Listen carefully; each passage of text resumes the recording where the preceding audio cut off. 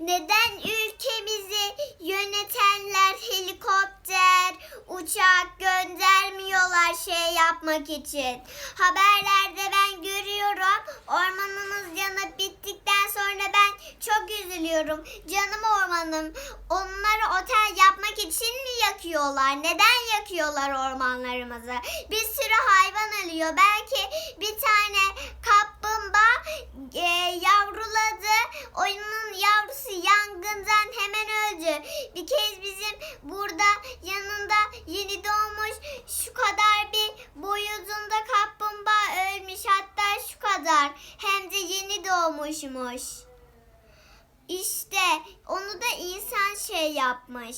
Kötü insanlar da yakıyorlar bizim ormanımızı burada. Neden yakıyorlar? Neden?